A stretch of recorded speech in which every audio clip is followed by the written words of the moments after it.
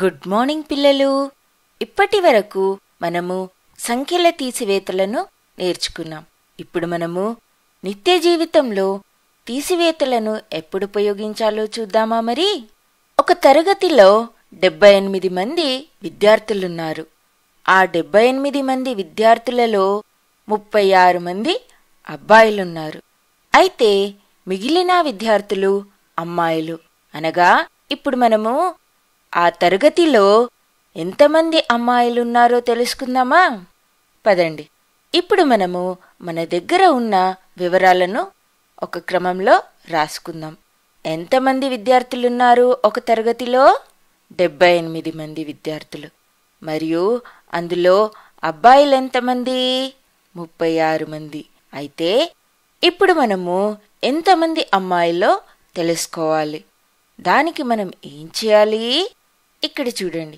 ఒక తరగతిలో మొత్తం విద్యార్థులనగా అబ్బాయిలు మరియు అమ్మాయిలు కలిసి ఉంటారు కదా.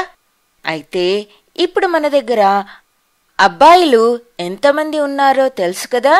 అయితే తరగతిలో ఉన్న మొత్తం విద్యార్థుల నుండి అబ్బాయిల సంఖ్యను తీసివేస్తే మిగిలేది ఎవరు? అమ్మాయిలు. కాబట్టి అది మనకు అమ్మాయిలు ఎంతమంది ఉన్నారో తెలుపుతుంది. ఇక్కడ చూడండి. అయితే మనం ఇప్పుడు ఏం చేయాలి?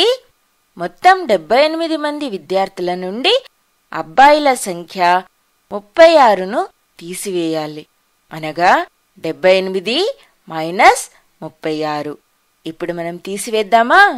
తీసివేసేటప్పుడు మనం మొదలు ఒకట్ల స్థానం నుండి మొదలుపెట్టి ఎడమవైపు వెళ్ళాలి. అయితే ఇక్కడ ఒకట్ల స్థానంలో ఏ అంకెలున్నాయి? 8, 6.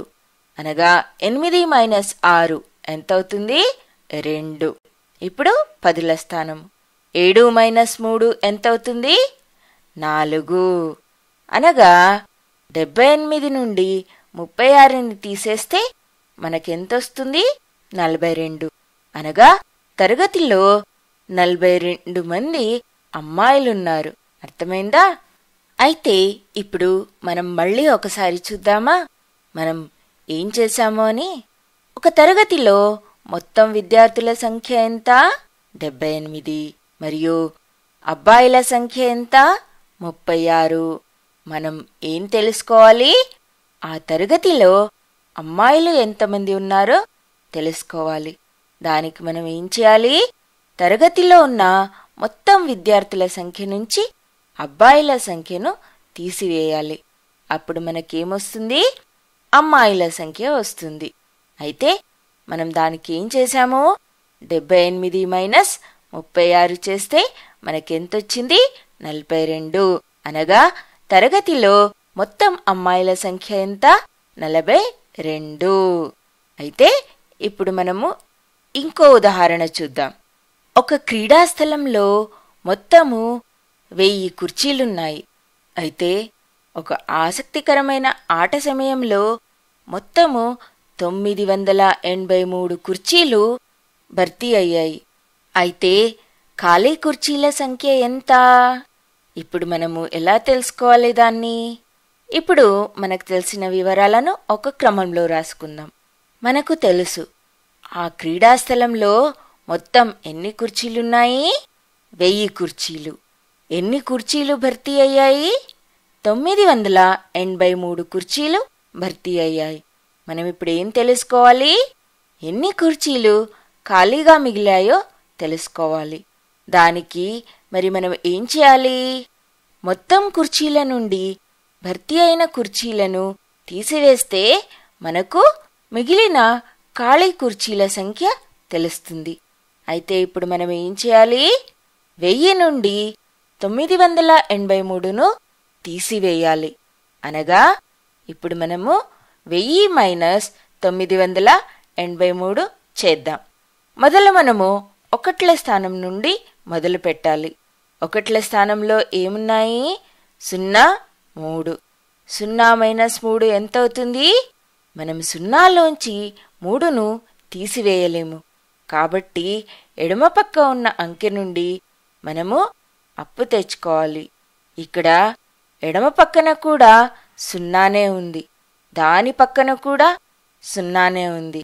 అయితే ఇప్పుడు మనం 1 నుండి అప్పు తెచ్చుకోవాలి. అలా మనము 1ని పక్క ఉన్న సున్నాకి తెచ్చుకుంటే అక్కడ 10 అవుతుంది. మళ్ళీ ఆ 10 నుండి ఇంకో సున్నాకి మనము అప్పు తెచ్చుకోవాలి. చివరిగా ఇప్పుడు మనము 10ల స్థానం నుండి 1ల స్థానానికి అప్పు తెచ్చుకోవాలి. అప్పుడు ఎంత అవుతుంది? 10. 10 మైనస్ 3 ఎంత? 7. ఇక్కడ మనము 10 నుండి 1 ఇచ్చేసాం కాబట్టి ఇక్కడ ఎంత మిగులుతుంది? 10ల స్థానంలో 9 మిగులుతుంది. 9 మైనస్ 8 ఎంత అవుతుంది? 1. 100ల స్థానంలో ఉన్న 10 నుండి మనం 10ల స్థానంకి ఒక 10 ఇచ్చాం కాబట్టి ఇప్పుడు 100ల స్థానంలో కూడా 9 మిగులుతుంది. అయితే ఇప్పుడు మనం ఏం చేయాలి? 9 మైనస్ 9 ఎంత అవుతుంది? 0. అనగా 1000 నుండి 983ను తీసివేస్తే మనకెంతొచ్చింది? 17. అనగా ఖాళీగా ఉన్న కుర్చీల సంఖ్య ఎంత? 17. అర్థమైందా పిల్లలు? ఇప్పుడు మళ్ళీ ఒకసారి చూద్దామా మనం ఏం చేశామో. మనకు ఒక ఆట స్థలంలో మొత్తం ఎన్ని కుర్చీలున్నాయో తెలుసు. ఎన్ని కుర్చీలున్నాయి? 1000.